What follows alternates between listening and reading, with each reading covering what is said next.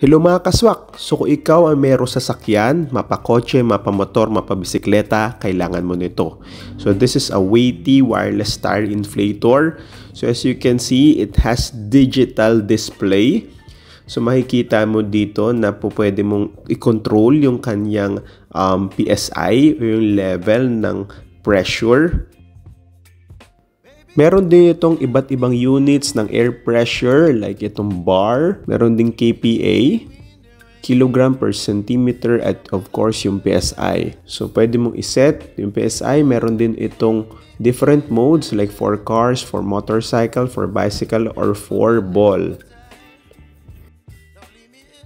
Dito sa taas, kung makikita ninyo, meron tayong hole. Diyan lalabas yung hangin.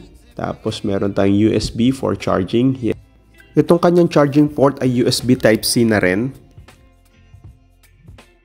It can handle up to 150 PSI. Tapos 10,000 mAh yung kanyang capacity. It acts as a power bank din. And long press mo lang yung U na button para ma-on mo yung flashlight na napakalakas, napakaliwanag.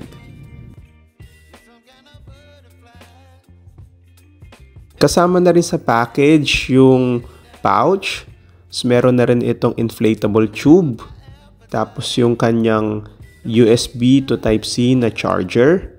Tsaka meron din itong mga different sets of valves. Merong 4 na set of valves dito. Very easy to use. So lagay mo lang itong tube.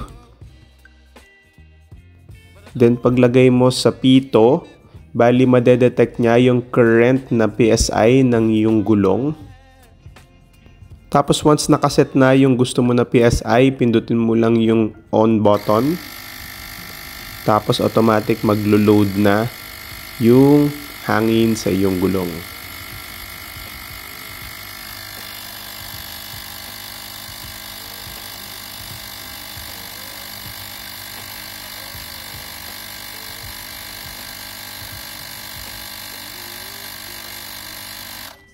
And of course, automatic stop na rin siya.